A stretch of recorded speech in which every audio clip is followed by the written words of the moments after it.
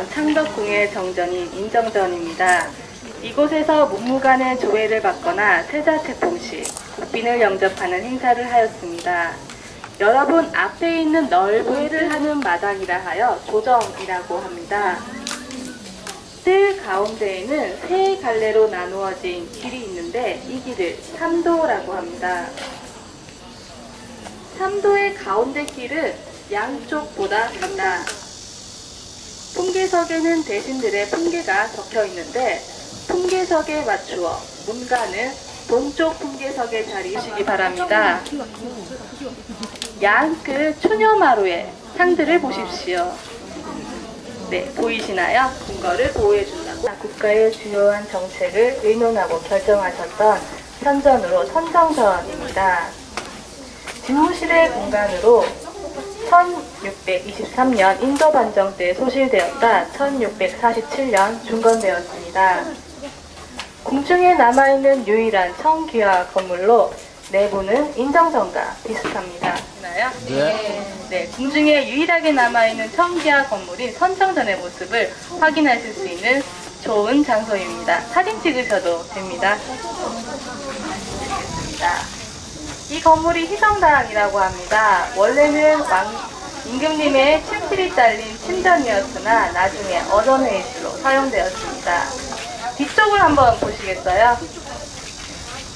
건물 앞쪽에 돌출된 부분은 일제강점기 때 순종과 총독부 관리들의 자동차가 드나들기 쉽도록 변형된 것입니다. 궁궐의 다른 이곳이 바로 여러분들께서 비원이라고 부르셨던 창덕궁의 후원 시작입니다. 원래는 궁궐 뒤에 있다고 해서 후원, 또 북쪽에 위치해서 북원, 왕족 외에는 함부로 출입을 할 수가 없다고 해서 금원이라고도 불렸습니다. 여러분들께서 알고 계시는 명칭 비원은 1903년에 이곳을 관리하기 위하여 설치된 관청의 이름입니다. 그러다가 그것이 원자가 이제 지원자였거든요. 나중에 그것이 비밀스러운 정원을 의미하는 비원이라는 뜻으로 또 바뀌어 불리게 되었습니다. 그래서 여러분들께서 비원이라고 많이 알고 계시는데요. 공식적인 문서상에서 가장 많이 쓰이는 이제 명칭은 후원입니다. 그래서 저희는 후원이라고 지금 부르고 있습니다. 이곳에는 약 160여 종의 수목이 있는데 그 중에서 70그루 이상이 300년이 넘은 고목입니다. 나지막한 야산을 그대로 활용해서 자연미를 최대한 살린 것이 특징으로 중국의 이화원, 또 일본의 카스라 이군과 더불어 동양의 3대 명원으로 꼽히고 있습니다.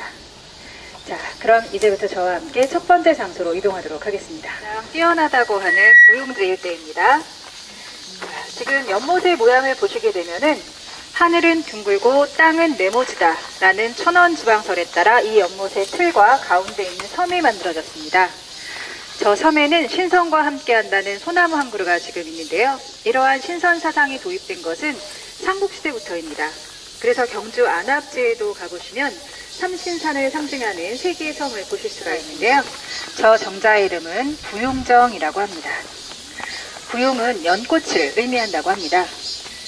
저 부용정은 위에서 보게 되면은요, 한자의 버금아자와 정사각형을 합쳐놓은 듯한 모습으로 마치 하나의 정교한 공예품을 보는 것 같습니다.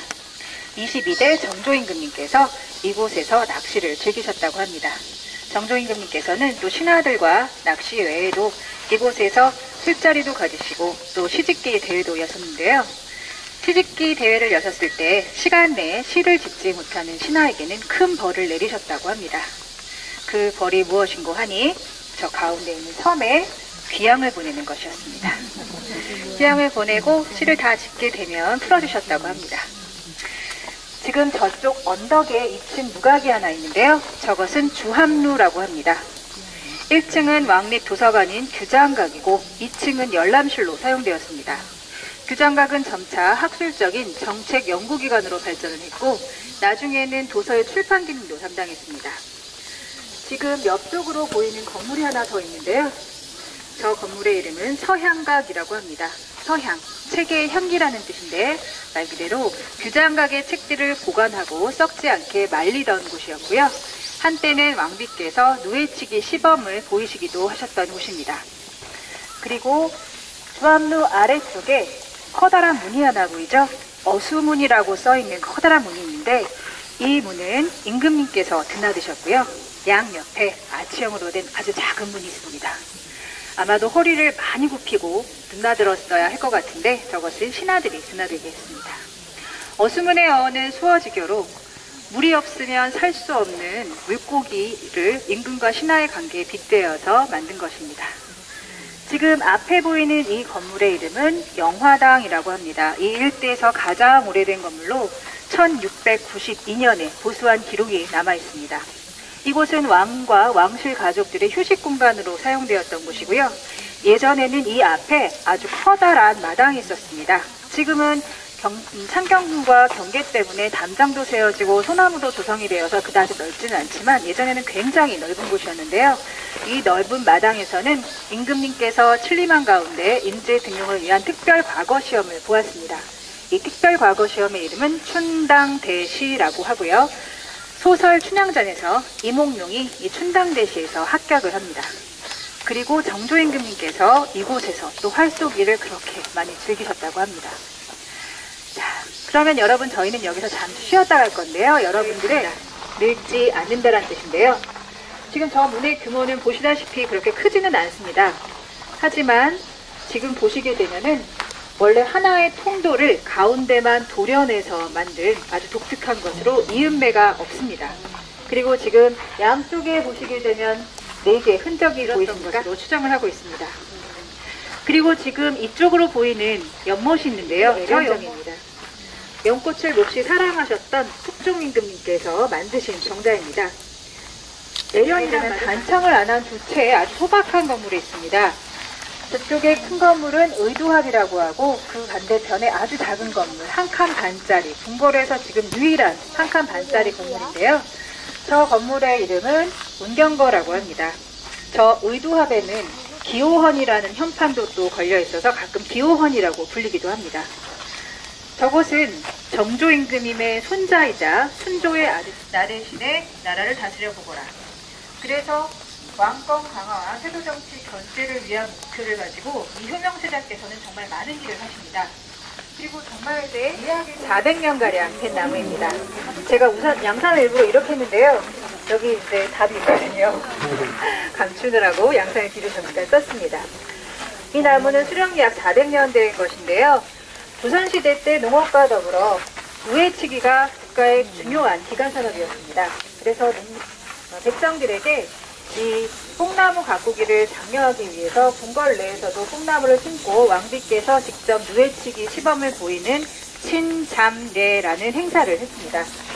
이 나무는 현재 궁궐에 남아있는 뽕나무 중에서 가장 크고 가장 오래된 것입니다.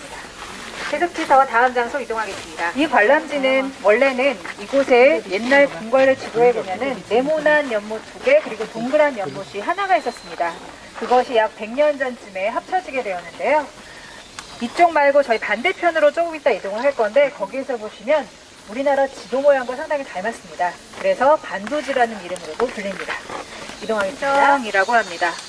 볼관의 닷줄남자로 마치 물에 매어있는 배를 그러니까 줄로 해서 매어있는 배를 보는 것 같습니다. 이 관람정은 그래서 옛날에 저기에 올라서게 되면 마치 배에 탄 것 같은 느낌을 받을 수가 있었다고 하는데요. 저희는 올라가 보지는 못합니다. 그리고 몸을 이렇게 살짝 낮춰서 보시게 되면 현판이 보이는데 현판은 고교하고 불교에서 얘기하는 8가지 보물 중에 하나로 황제가 재상이 들고 다니는 그 부채 또는 최고의 재상을 의미한다고 합니다. 지금 저쪽 언덕에 정자가 하나 지금 보이고 있는데 승제정이라고 합니다.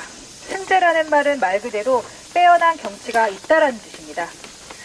그래서 저 승제정에서 안에 들어가 앉아서 밖을 내다보게 되면은 이곳 일대가 한눈에 들어오면서 상당히 아름답다고 하는데 저희는 물론 들어가지는 못하고요. 잠시 뒤에 시간 드릴 때 저쪽 언덕에 올라가서 보시게 되면 관람정의 모습이 잘 보인다고 하네요. 지금 저 관람정과 입가수의 천장을 한번 보시기 바랍니다. 임금님의 용사 위에 있는 천장을 보계천장이라고 하는데 그 보계천장에서처럼 성룡과 황룡이 여의주를 희롱하는 모습이 지금 그려져 있는 조임금님의 어제입니다.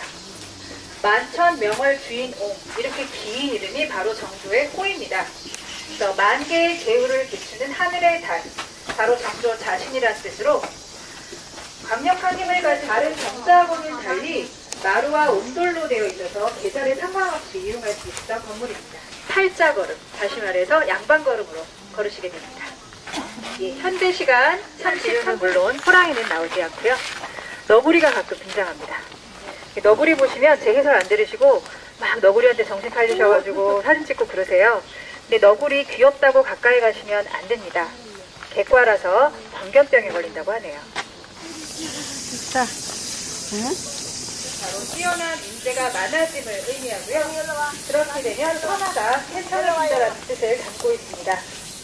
1640년에 건립된 것으로 이곳은 독서와 휴식의 공간으로 수정되고 있습니다. 자, 이제 한숨들 좀 돌리셨나요? 마지막 장.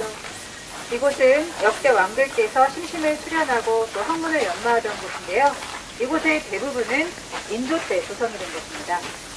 인조 임금님은 꽤나 바쁘셨을 것 같습니다. 인조 반정 일으키시고 그때 불에 탄 정각들도 지으시고 그 외에 정자호란 겪으시고 그 와중에 또 여기 안에 있는 정자들도 열심히 만드셨습니다.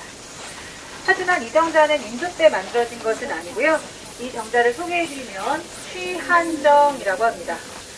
취한이란 푸르고 서늘하다는 뜻인데요. 예전에는 이곳 일대가 푸른 소나무 숲으로 아주 울창했다고 합니다.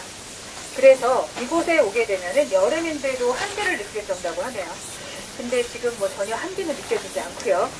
저희는 이제 안쪽으로 거닐다란 뜻입니다. 그래서 임금님께서 때로는 정무를 읽고 한가롭게 거닐면서 유유자적하다라는 뜻을 가지고 있고요. 궁궐지에 따르면 1636년에 이 건물을 짓고 탄서정이라고 하였다가 나중에 소유정으로 이름을 바꿨다고 합니다. 탄서란 세월이 물처럼 빠르게 흘러감을 탄식한다라는 뜻인데 이곳 전체적인 정치로 볼 때는 사실 소요라는 뜻이 더 잘 어울리는 것 같습니다. 그리고 앞에 보이는 이 바위입니다. 그리고 원래 옥류천이라고 하는 말은 옥처럼 맑게 흐르는 시냇물을 말하는데요. 사실 지금 시냇물은 거의 좀 말랐습니다. 여름에 비가 많이 올 때만 좀 물이 흘러내리긴 하는데 금방 마릅니다. 그럼 읽어보겠습니다. 비류 300척, 흩날리는 물 300척 높이, 요락 부천내, 멀리 부천에서 떨어지네. 간시 백홍부, 보고 있으면 힘 무지개 일고, 번성 만항뇌, 골짜기마다 우레소리 가득하네. 궁궐에 유일하게 남아있는 초가지붕이고요. 천원지방 공사를 되어서 백성들에게 물건을 놓는 행사를 하셨는데 그리고 이건 태국정도 역시 1636년에 만들어진 정자인데요. 저 앞에서 봤던 무엇과 웅돌이 있는 것이 특징이거든요. 그래서 임금님께서 이곳 옥류천에 행차를 하셨을 때 다과를 마련했던 곳입니다. 저쪽에 가시면 나중에 또 보여드리겠지만 굴뚝이 있습니다. 나지막한 굴뚝이 하나 있고요. 많은 임금님, 정조 임금님께서 두어 차례 이곳에서 주무셨습니다. 정조 임금님께서 효성이 굉장히 지극한 거 아시죠? 정조 임금님께서 어머니인 해경궁 홍씨가 환갑잔치일 때 수원 화성 행궁에서 환갑잔치를 여셨거든요. 그런데 지금도 사실 서울에서 수원까지 꽤나 먼 거리인데 당시에는 굉장히 멀었습니다. 그래서 가는 동안 길도 험하고 어머님의 가마가 너무 흔들릴까봐 굉장히 걱정이 되셨어요. 그래서 이곳 후원에 신하들을 불러서 가마 매는 연습을 시켰습니다. 신하들은 정말 힘들었을 것 같습니다. 그런데 정조 임금님께서는 그래도 좀 정이 있으신 분이라서 그렇게 고생한 신하들을 이곳에 바로 부르셔서 음식을 대접했다고 합니다. 그리고 아드님인 순조 임금님은 조상의 덕으로 관직에 진출한 은관들의 학문을 또 이곳에서 시험하기도 하셨다고 합니다. 네, 아까 전에부터 제가 말씀드렸던 세자, 효명세자께서 아버지인 순조의 존호를 올리는 행사를 하기 위해 지은 집입니다. 사람이 살았던 집은 아니고요. 여기서 연회 같은 것을 베풀기 위해서 만든 집입니다. 지금 보시면 그 양반집, 사대부집을 본떠서 만든 것으로 사랑채, 안채 이렇게 되어 있고요. 보시다시피 단청을 칠하지 않았습니다. 단청은 원래 궁궐이나 사당 또 사찰같이 신성한 곳이 아니면 칠할 수가 없었다고 하네요. 그래서 사대부집을 본떠 만든 이 집도 단청을 칠하지 않은 것입니다. 지금 보시는 건물은 그런데 1828년에 만들어진 형태는 아니고요. 동걸도라는 그 궁궐 지도를 보게 되면 형태가 지금 다릅니다. 그래서 현재 형태는 1865년 고종 때 다시 지어진 것으로 추정을 하고 있습니다. 고종은 이곳에서 외국 공사관들을 접견하는 등 정치적 공간으로 많이 활용을 했고요. 1917년에 대주전에서 화재가 일어났을 때 순종 황제와 윤왕후께서 이곳으로 피신하셨다는 기록도 남아 있습니다. 자, 그러면 이제 하나 있고 저기에 문대는 구멍이 있잖아요. 거기 사람이 거주하는 곳인데 거기는 문대기가 살던 방입니다. 문대기는 굉장히 똑똑한 사람만 문대기가 될 수 있다고 하네요. 이리 오너라 하고서는 불렀을 때 그 사람이 누군지 알아볼 수 있어야 하기 때문에 그 높은 양반들의 그 호칭이라든지 뭐 이런 건 다 아는 사람만 문지기를 할 수 있었다고 합니다. 그리고 저쪽으로 보시게 되면 기둥이 있는 곳이 있는데 저쪽은 말을 메어두었던 마국간입니다. 그리고 저 반대편은 가마를 두었던 곳입니다. 네, 등이 높다라고들 하시는데, 자, 그러면 이제 사랑채로 이동하시겠습니다. 그렇게 떼어낸 분들은 위에 보시면은 쇠가 있는데 저기에다가 들어서 걸었습니다. 그것은 공간 활용과 또 통풍을 위한 것으로서요. 여름에는 이렇게 되면은 공간 활용을 더 잘할 수 있게 되고 바람이 시원하게 들게 하기 위해서입니다. 그리고 지금 여기에 독특한 돌이 놓여 있습니다. 무엇과 관계가 있었을까요? 헌양대라는 건물로 지금 보시게 되면은 그 건물의 방향이 서양입니다. 그래서 오후에 햇살이 저 방 깊숙이 들어오게 됩니다. 그것을 막기 위해서 동판 지붕을 덧대었고요. 그 아래에 요즘에 블라인드에 해당하는 차양을 달아서 그 각도를 변색되는 것을 막았습니다. 자, 이제 안채로 이동을 하실 텐데요. 안채로 가는 문이 상당히 99칸 사대부의 집을 곤떠서 만든 것인데요. 99칸이라고 할 때 그것은 방의 개수하고는 상관이 없고요. 칸은 저렇게 기둥과 기둥 하나 사이를 대략 한 칸이라고 얘기를 합니다. 그리고 지금 밖에서 보시게 되면은 사람처럼 완전 뚫려있는 것을 볼 수 있습니다. 이렇게 쭉 해서 저쪽이 다 뚫려있습니다. 그리고 지금 제 뒤로 건물 하나가 따로 보이고 있는데요. 저것은 이 안주인이 거느리던 여자들이 허리를 습니다. 뭐 사람이 드나들기에는 조금 애매한 사이즈인데요.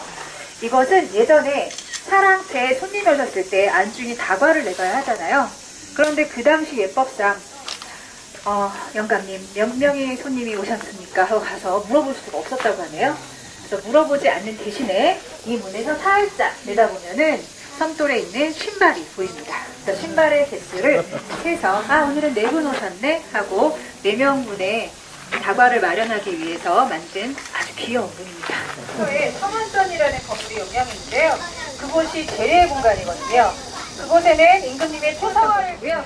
원래 이 나무는 위쪽으로 좀 더 나무 기둥이 있었는데 얼마 전에 태풍 북났을 때 쓰러져 나갔다고 하네요. 그리고